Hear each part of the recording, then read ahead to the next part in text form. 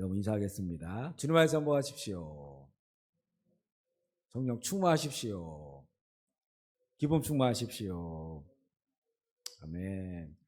우리가 지난주부터 요엘서 강의를 하면서요. 또 현장 예배와 그리고 또 실시간 유튜브로 함께 예배를 드리고 있습니다. 오늘 현장 예배에는 우리 각 처소에서 또 접속하셔서 실시간으로 함께 하신 분들은 잘 모르시겠지만 오늘 몇 분 안 오셨어요.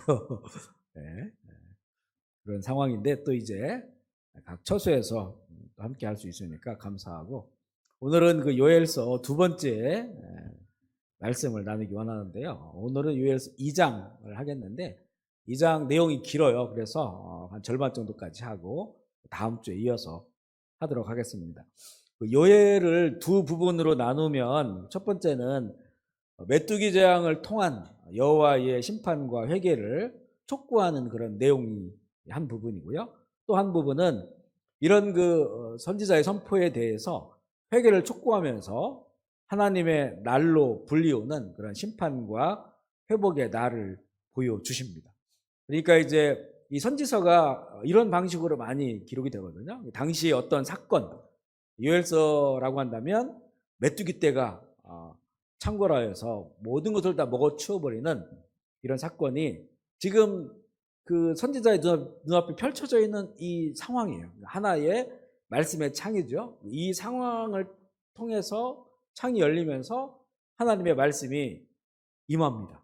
그 시대 사람들에게 말씀을 전해주죠. 그런데 이것으로 끝나는 게 아니에요. 이것으로 끝나면 아마 성경이 우리에게 그렇게 구약 성경이 의미가 있을까 싶은 생각마저도 들죠. 왜냐하면 그 시대 사람들에게 주신 말씀이라면 지금은 시대가 다르고 역사가 다르고 가치관이 다르잖아요.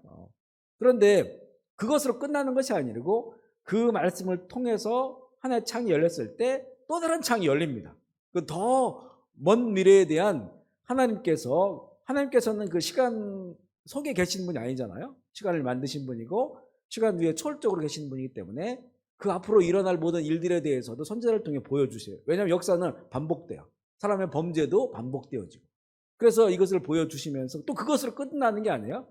이 이스라엘이 멸망한 바벨론의 그 군대의 발자국을 보여주시지만 또 더 끝으로 더 나가면 이제 이 세상의 정말 마지막 때, 물론 그 중간에 예수께서 오심에 대해서 우리가 지난번에 주일날 나눈 것처럼 그 후예라고 하는 사건도 이 선지자의 말씀을 통해서 담아주시고요.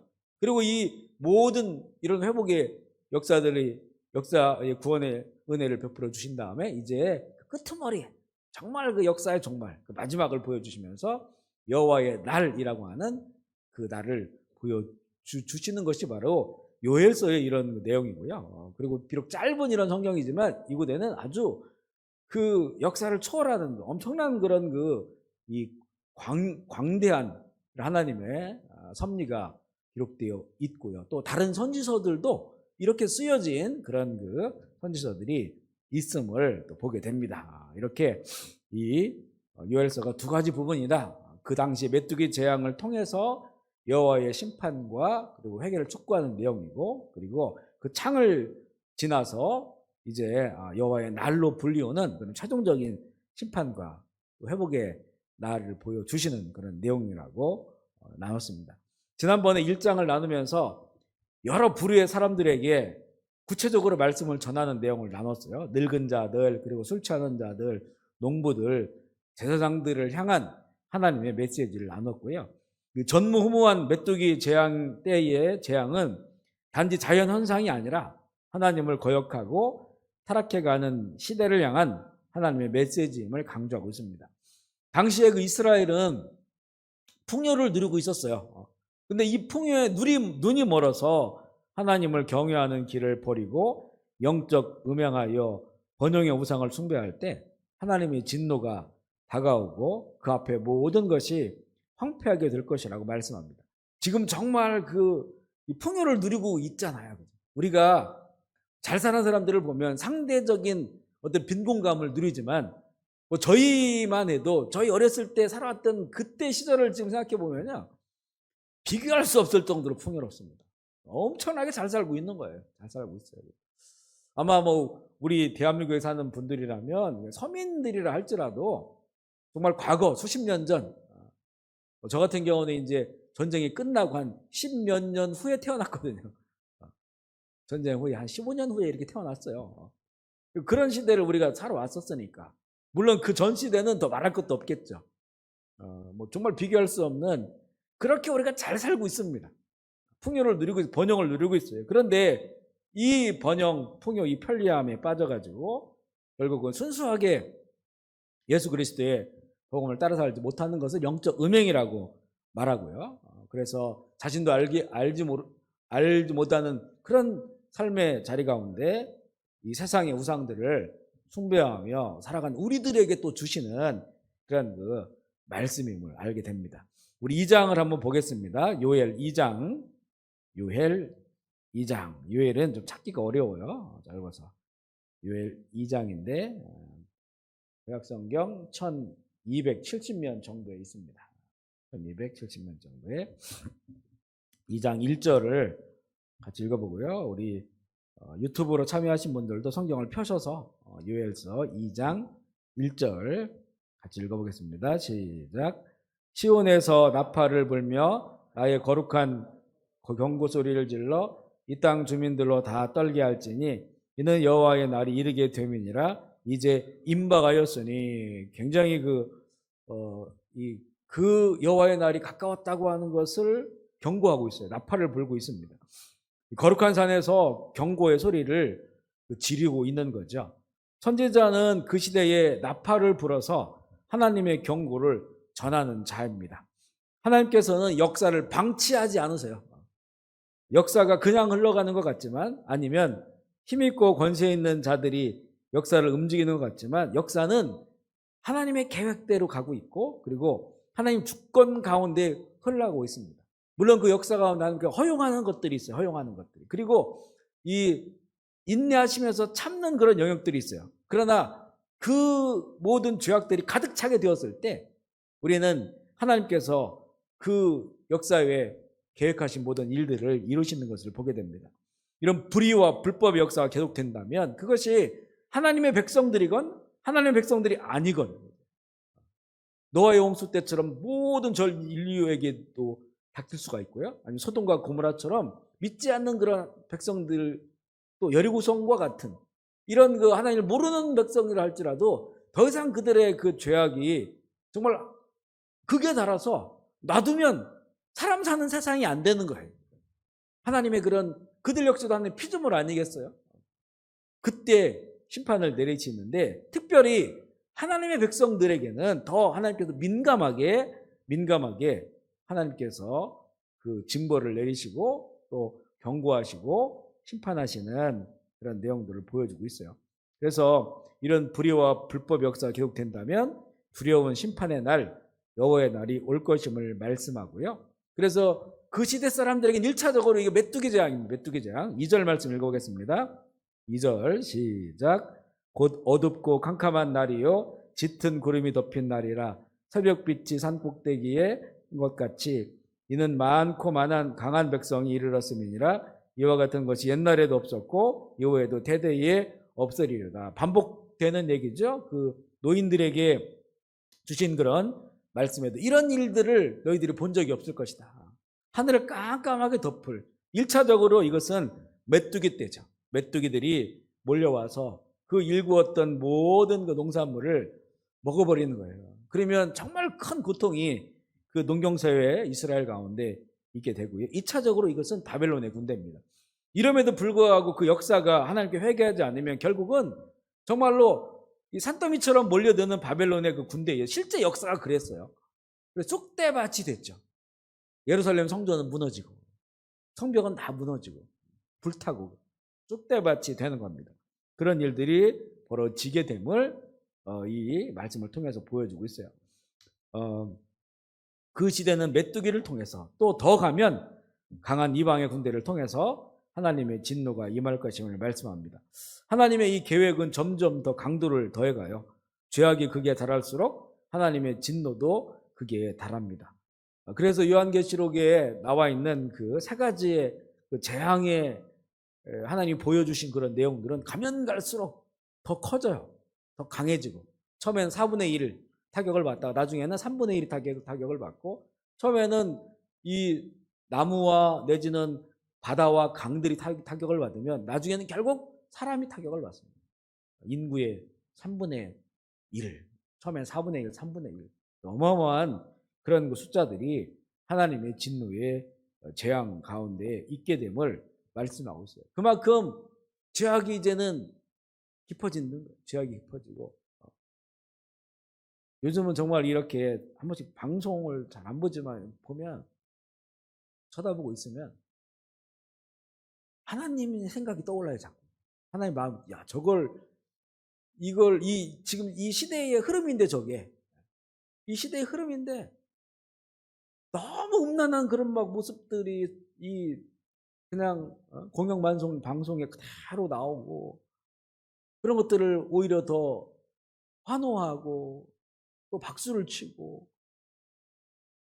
이런 그 시대를 보면서 얼마나 우리가 정말 몇십 년 전만 해도 좀 이거는 뭐 그렇게 TV에 나올 수도 없겠지만 눈뜨고 볼 수 없는 일들인데, 그런 것들이 뭐 이렇게 날마다 신문을 보고 뉴스를 듣지만 참 기막힌 일들이, 그죠? 상상할 수 없는 일들이 일어나고 있어요. 그거는 그만큼 우리의 이 세대가 더욱더 더 그 죄악이 더 깊어지고 이 참 극을 향해 가고 있다는 거예요. 그만큼 하나님의 진노와 이 재앙의 강도도 더해 감을 알게 되고요. 우리 3절 말씀 읽어보겠습니다. 2장 3절 시작. 불이 그들의 앞을 사르며 불꽃이 그들의 뒤를 태우니 그들의 예전의 땅은 에덴 동산 같았으나 그들의 나중의 땅은 황폐한 들 같으니 그것을 피한 자가 없도다. 이 하나님의 이게 말씀의 법칙입니다. 법칙. 법칙이다. 불이 그들 앞을 사르고 불꽃이 그들의 뒤를 사를 것이다. 메뚜기 재앙과 가뭄으로 인해 모든 것이 황폐해짐을 표현하고 있어요. 현재 이 지구가 정말 몸살을 앓고 있죠. 뭐 이게 몸살이 아니라 이게 불타고 있는 거예요, 정말. 미국이나 캐나다나 뭐 거의 매년마다 큰 불이 나면 막 수개월씩 엄청난 수목을 태우고 있고, 뭐 엄청난 산림들을 태우고 있고, 또 화산들이 이곳저곳에서 폭발하고, 정말 불과 연기가 가득한 이런 것을. 그러나 이거는 재앙의 시작이에요, 시작이다. 이들이 탄식하고 있어요. 예전엔 에덴 동산 같았으나 지금은 황폐한 들 같다. 에덴 동산 같았으나 황폐한 들 같다. 우리가 사는 곳이 에덴 동산인가 황폐한 들인가, 이거는 환경 문제가 아니에요. 지금 모든 초점은 환경 문제로 가 있거든요. 열대야라든가 탄소 배출이라든가 오존층 파괴라든가 이런 환경 문제로 가 있어요. 그런데 본질은 환경 문제가 아니에요. 환경 문제가 아니다. 사람이 문제예요, 사람이.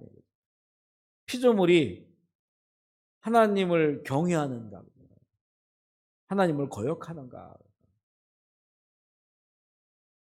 그것에 달려 있어요. 에덴 동산이 될 것인가, 불탄 황폐한 들녘이 될 것인가. 가나안 땅은 사실은요, 가보면 좀 실망해요. 이스라엘 가보면.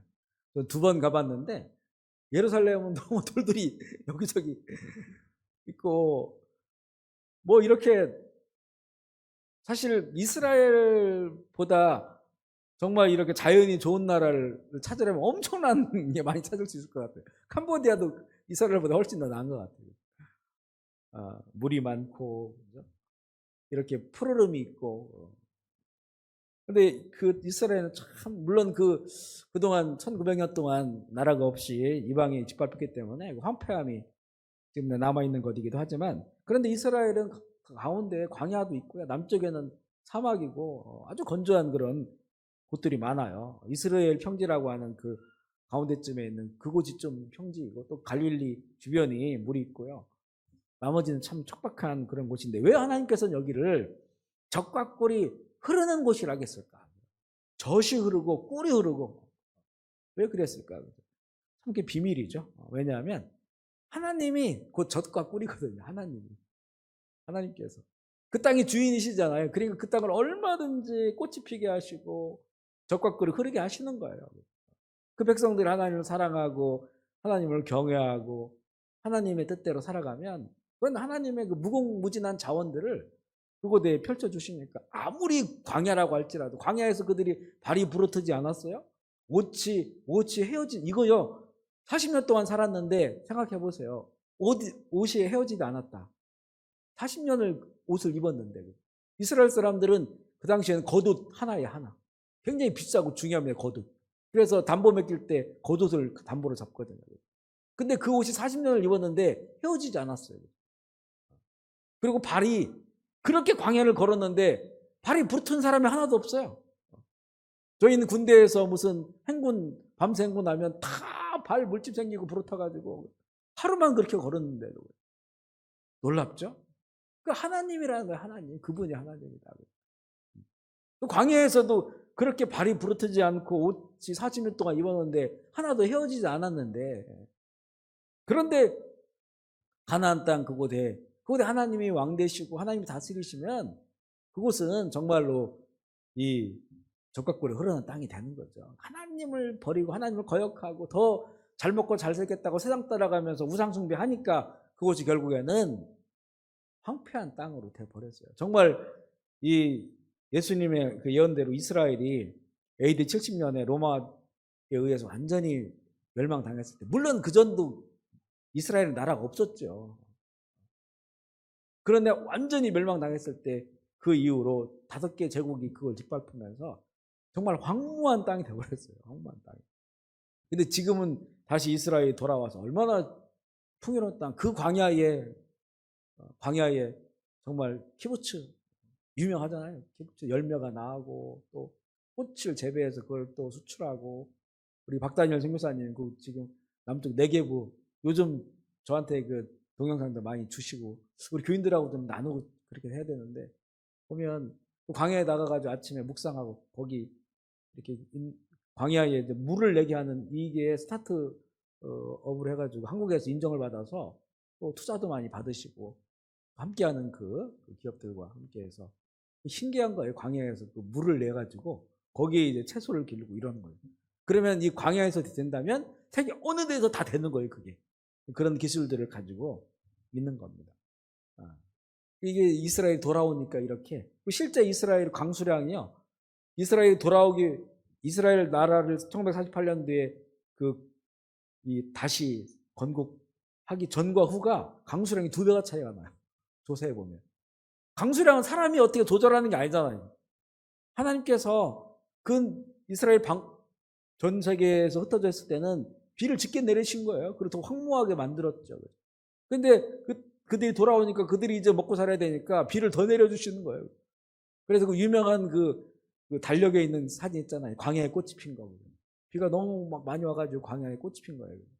달력에 옛날에 있었던 그런 사진이죠. 바로 그런 것이다 말씀하고요. 우리 4절로 9절까지 말씀을 읽어볼게요. 4절로 9절 시작. 그의 모양은 말 같고 그 달리는 것은 기병 같으며 그들이 산꼭대기에 뛰어노는 병 같고 불꽃이 건물을 사르는 소리와도 같으며 강한 군사가 줄을 벌이고 싸우는 것과 같으니 그 앞에서 백성들이 질리고 물의 낯빛이 하얘졌도다. 그들이 용사같이 달리며 무사같이 성을 기어오르며 각기 자기의 길로 나아가되 그 줄을 이탈하지 아니하며 피차에 부딪히지 아니하고 각기 자기의 길로 나아가며 무기를 돌파하고 나아가나 상하지 아니하며 성중에 뛰어들어가 성 위에 달리며 집에 기어오르며 두둑같이 창으로 들어가니. 이게 메뚜기가 그 예루살렘 내지는 그 성읍들을 공격하는 이 표현이거든요. 그런데 이게 나중에 바벨론 군대가 똑같이 이렇게 해요. 똑같이. 바벨론 군대가 그 공성전이라고 하죠. 성에 기어 올라가지고 싸우고 그 성을 무너뜨리는 무자비하고도 강력한 메뚜기 떼의 공격을 묘사하고 있고요. 메뚜기 한 마리는 아무 힘도 없는 곤충이에요. 저희는 메뚜기 잡아먹으면서 살았거든요. 메뚜기를 발견하면 너무 좋아했죠. 메뚜기뿐만 아니라 메뚜기처럼 생긴 거, 날개가 있고 튀어다니는 그런 것들은 다 잡아먹었어요. 하물며 사마귀까지 거먹었어요. 사마귀까지. 어른들은 먹으면 안 된다 그러는데 우리는 사마귀도 잡아먹고 개미는 똥꼬 빨아먹고 이랬겠죠. 신맛 때문에. 그리고 풀 중에서도 뭐 나신개라고 하는 것도 있고 또 찔레꽃 같은 거 이런 거 다 시골에 살다 보면 어떤 거 먹고 뭐 다 알기 때문에 그런 거 막 뜯어먹고 그러면서 자랐어요. 누가 들으면 제가 그 6.25 때 태어난 사람인지 알 것 같아요. 원체 이제 그 시골에서 살다 보니까 그랬어요. 그러니까 메뚜기 한 마리 한 마리는 이게 아무 힘이 없어요. 우리가 다 잡아먹을 수 있어요. 그런데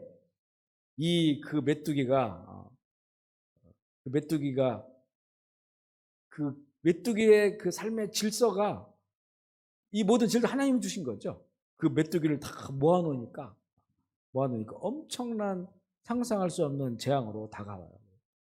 모든 것을 다 먹어치워버리고 또 삶의 공간까지 이렇게 쳐들어와서 하늘을 캄캄하게 만들어버리는 그런 이 재앙을 먼저 말하면서 여호와의 날의 그 두려운 모습을 또한 보여주고 있어요. 최종적인 여호와의 날에 대해서 우리 10절 말씀 읽어보겠습니다.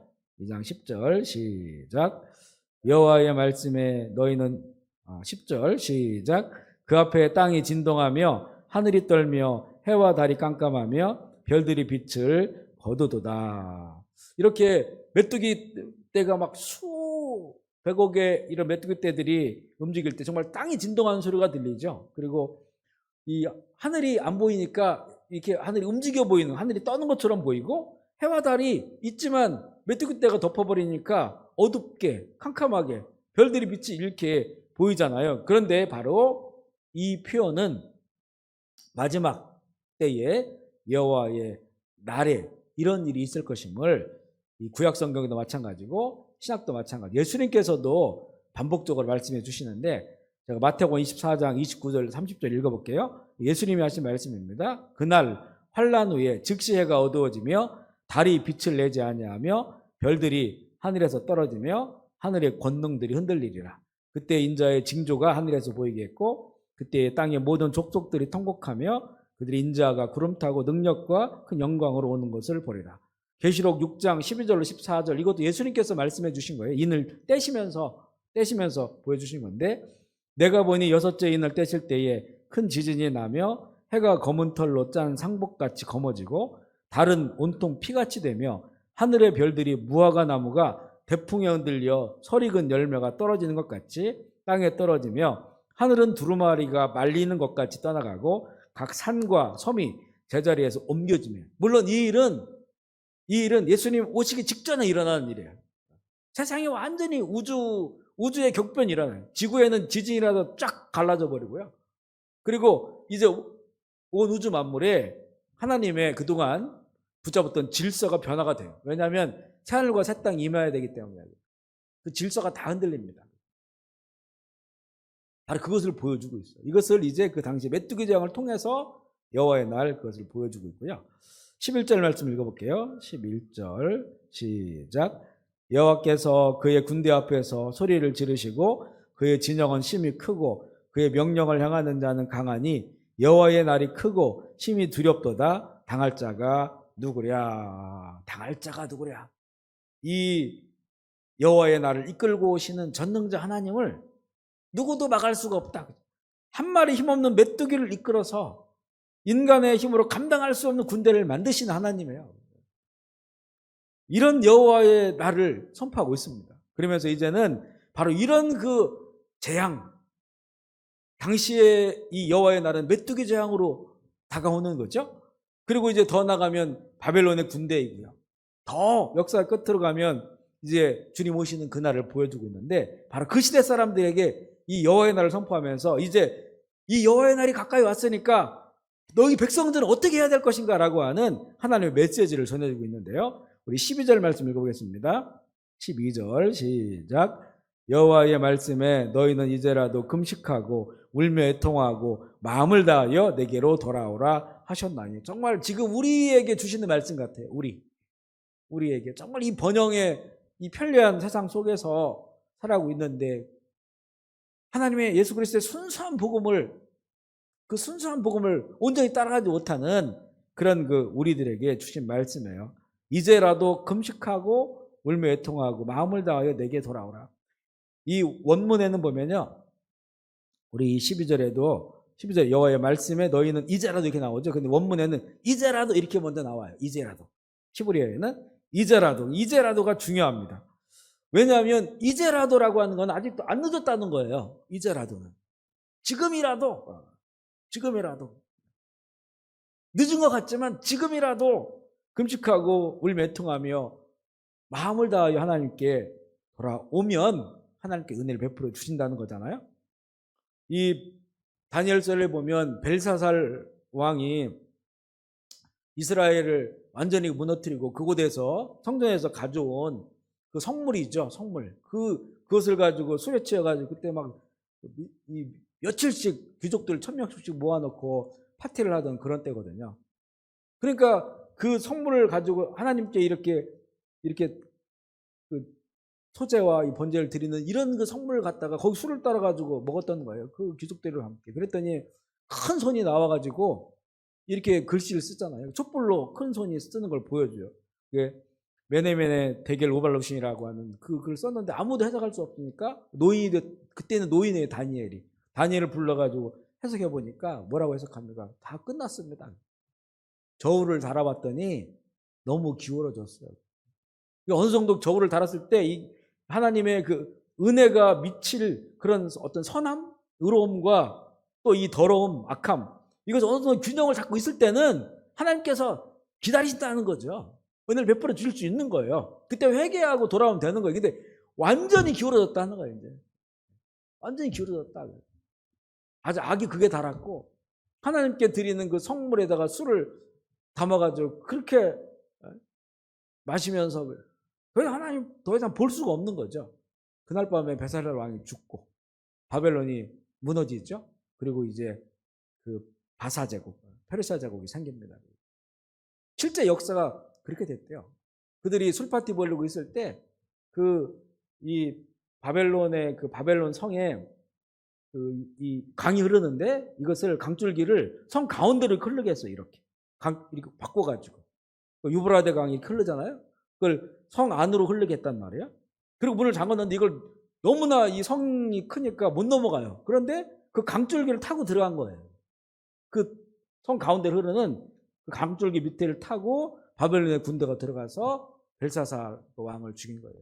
죽이고 완전히 이제 이 바벨론이 멸망하고 메대 바사 제국으로 이렇게 페르시아로 바뀌는 그런 상황이 된 거죠. 저울을 달아보니까 끝났다. 근데 이제라도 이거는 아직 끝나지 않은 거예요. 기회가 있는 거지. 기회가 있다. 지금 우리들에게도 하나님 기회를 주시는 거예요. 이제 쭉정이에서 알곡으로 가야 돼. 알곡으로. 우리 믿는 사람들이 알곡으로 가야 되고 참 복음으로 살아갈 수 있도록 금식하고 울며 애통하며 마음을 다하여 우리가 비록 뭐 금식하고 이렇게 아직은 우리가 하지 않는다 할지라도 우리의 마음은 정말 마음을 다하여서 그러나 또 언제가 되면 주님 말씀처럼 너희들이 금식할 날이 있을 것이다. 금식할 날이 있을 거예요. 우리 13절 말씀 읽어볼게요. 13절 시작. 너희는 옷을 찢지 말고 마음을 찢고 너희 하나님 여호와께로 돌아올지어다. 그는 은혜로우시며 자비로우시며 노하기를 더디하시며 인애가 크시사 뜻을 돌이켜 재앙을 내리지 아니하시나니. 옷을 찢지 말고 마음을 찢어. 왜냐하면 이스라엘 사람들은 큰 슬픔을 만나면 자신의 옷을 찢어요. 그러니까 옷 찢는 게 너무 형식화되는 거예요. 형식화된다고요. 사람들 앞에서 옷을 쫙 찢고 내가 이렇게 애통하고 있어. 이렇게 되는 거예요. 그러니까 우리가 또 이 회개하고 하는 것도 형식화되면 안 되지. 형식화되면. 정말 마음을 찢으라는 거예요. 마음을. 이거는 이 철저한 내적인 변화를 말합니다. 굳어버리고 교만한 이런 자아를 버리고 하나님 앞에 겸손한 자세로 돌아오는 것이죠. 늦은 것 같지만 그래도 이렇게 해야 되는 이유가 뭐냐면 은혜로우시며 자비로우시며 노하기를 더디하시며 오랫동안 참으신 하나님이에요. 오랫동안 참으시는 하나님이시기 때문에 이제라도 마음을 다하여 돌이키라고 말씀합니다. 우리가 성경을 읽으면서 저도 한때 그런 생각을 했었거든요. 하나님께서는 변하지 않는 분이라고 했는데 특별히 하나님께서 자주 변하시는 게 있어요. 그게 뭐냐면 진노하셔서 다 멸망시킬 것 같이 말씀하셨어요. 그런데 뜻을 돌이키시는 거예요. 은혜를 베푸시는 거예요. 그러면 하나님께서 이랬다 저랬다 하시는 분인가? 라고 하는 그런 그 의문이 들었을 때가 있어요. 저도요. 그런데 하나님께서 그렇게 하신 것은 하나님이 변치 않으시는 분이기 때문에 그렇습니다. 변치 않으시는 분이기 때문에. 왜냐하면 우리에게도 성품이 있어요. 인격이 있어요. 인격. 이렇게 우리 안에도 다 슬픔, 기쁨, 분노 이런 거 다 있잖아요. 온유함, 겸손 이런 것도 있죠. 그러면 이렇게 쭉 사람을 오래 이렇게 살다 경험하다 보면 이 사람은 참 그 온유해. 이 사람은 잘 참어. 이게 많은 성품이 있는데 그 중에서 뛰어난 게 있어요. 뛰어난 게 중심이 되는 게 있어요. 중심이 되는 성품이 있단 말이죠. 그것과 마찬가지예요. 하나님이 하나님 되시는 중심의 성품이 있어요. 그게 뭐예요? 하나님은 사랑이시라. 사랑이시기 때문에 사랑의 눈으로 바라보니까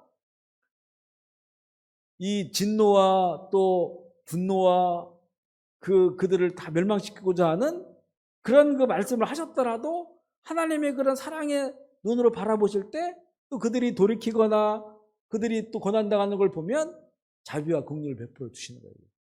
그러니까 사랑에서 나오는 자비와 긍휼, 불쌍히 여기는 그 하나님의 그 본성적인 성품이 변하지 않는다는 거예요. 변하지 않기 때문에 용서해 주시는 거예요.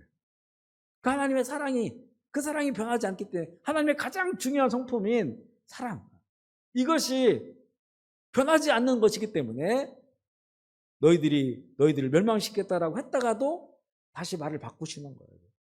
또 용서해 주시는 거거든요. 그래서 그것은 이랬다 저랬다 하는 것이 아니라 변하지 아니하는 하나님의 이 성품을 보여주시는 것임을 알게 됩니다. 우리 14절 말씀 읽어볼까요? 14절, 2장 14절 시작. 주께서 혹시 마음과 뜻을 돌이키시고 그 뒤에 복을 내리사 너희 하나님 여호와께 소제와 전제를 드리게 하지 아니하실는지 누가 알겠느냐. 마음을 찢고 여호와께 돌아오면 그분은 은혜로우시고 자비로우시기 때문에 노하기를 더디하시고 재앙을 내리지 아니하시고 또 마음을 돌이키셔서 너희에게 복을 내리시는 그런 그 하나님이심을 말씀하고 있어요. 그래서 소제를 드릴 수 있는 예배가 회복되고 하나님의 은혜를 누릴 수 있음을 또한 전하고 있습니다. 15절 말씀 읽어보겠습니다. 15절 시작. 너희는 시온에서 나팔을 불어 거룩한 금일을 정하고 성소로 소집하라. 아주 구체적으로 하나님께 모여서 금식하며 또 성회를 열며 회개하기를 하나님께 돌아가는 그런 무브먼트를 하라는 거예요. 각자 개인이 또 해야겠지만 지금 이 앞에 벌어진 일들은요, 하나님의 무서운 진노의 재앙이에요. 민족적으로 오는 거 이거는요. 한 개개인에게만 오는 게 아니라 민족적으로 오는 것이 모든 사람에게 큰 그 고난을 주는 거죠. 그래서 이제는 한 개개인만이 아니라 그들이 무브먼트가 일어나야 된다. 운동이 일어나야 된다. 회개 운동이 일어나야 된다. 영적 대각성 운동, 이런 그 영적 운동이 일어나야 됨을 말씀해요. 그래서 나팔을 불어서 성회를 소집하고 그곳에서 이제 이 하나님께 돌아가는 그런 회개 운동이 일어나기를 전하고 있어요. 그러니까 정말 그 세대에 나팔을 부는 자들이 있어야 돼요. 지금 이곳에도 요엘이 있잖아요. 요엘 말고 또 다른 선지자들도 있거든요. 이렇게 나팔을 부는 자들이 있다고 하는 것이 기회의 때입니다. 지난번에 말씀드렸지만 이 예레미야 시대는요, 예레미야 없었어요. 나팔을 부는 사람이 없었어요. 예레미야가 나팔을 불지만 다른 선지자들이 와서 예레미야를 구타하고 또 저 구렁텅이에 집어넣어 가둬놓고 전하지 못하게 해요. 그러니까 그때는 이제는 더 이상 기회가 없는 거예요. 예레미야가 결국 이스라엘 멸망을 지켜본 선지자예요. 그 세대에 나팔 부는 사람들이 있어야 돼요. 모여서 우리 회개하고 금식하고 성회를 열자라고 나팔을 부는 자들이 있어야 된다는 거죠. 한 세대라는 표현, 제네레이션이죠. 한 세대를 표현했을 때 세대라고 하는 말은 그 시대의 사람들이 공통적이며 공감하고 있는 문화와 가치관을 가지고 있는 것을 한 세대라고 합니다. 한 세대. 그러니까 우리는 지금 젊은 세대와 우리가 좀 달라요. 그죠? 공통적이고 공감하고 있는 문화와 가치관이 같은 것도 있지만 다른 게 더 많아요. 세대가 다른 거예요. 근데 이 한 세대, 그 시대 쪽에 살면서 그 세대의 소리가 있어요. 세대. 그 세대가 추구하는 그 공통적인 그런 그 문화와 가치관이 있어요. 그런데 이 소리를 듣는 거는 쉬워요. 그 세대의 소리를 듣는 건 쉽습니다.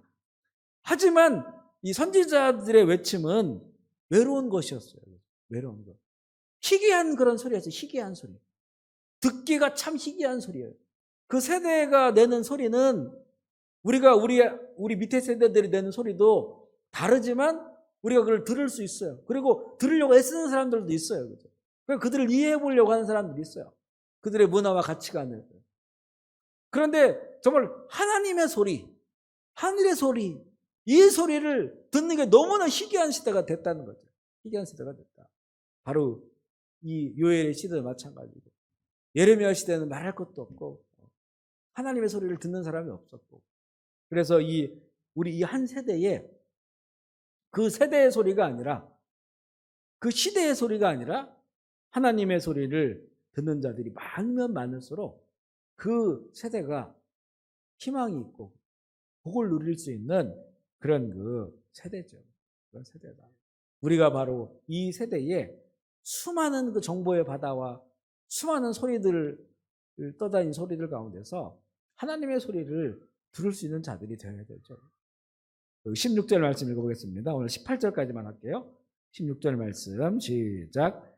백성들을 모아 그 모임을 거룩하게 하고 장로들을 모으며 어린이와 젖 먹는 자를 모으며 신랑을 그 방에서 나오게 하며 신부도 그 방에서 나오게.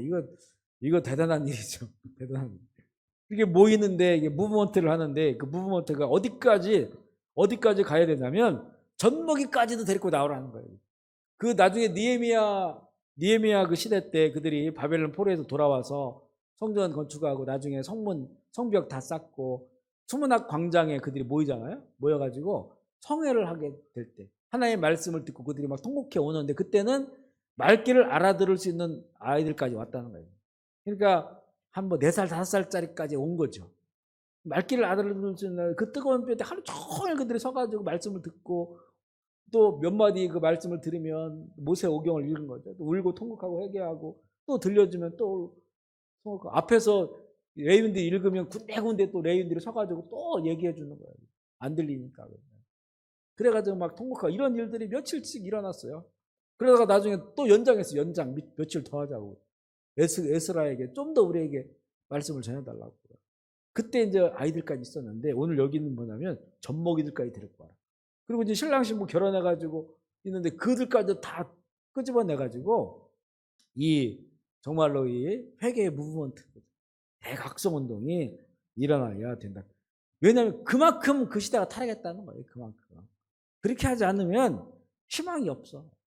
희망이 없어. 결국에는 메뚜기 재앙, 바벨론 군대의 재앙, 더 무서운 그 재앙들이 임할 수밖에 없음을 알려주고 있어요. 우리 17절 말씀 읽어볼게요. 17절 시작. 여호와를 섬기는 제사장들은 낭실과 제단 사이에서 울며 이르기를 여호와여 주의 백성을 불쌍히 여기소서, 주의 기업을 욕되게 하며 나라들로 그들을 관할하지 못하게 하옵소서. 어찌하여 이방인으로 그들의 하나님이 어디 있느냐 말하게 하겠나이까 할지어다. 이건 제사장들에게 기도하라고 하면서 기도할 제목을 알려줘요.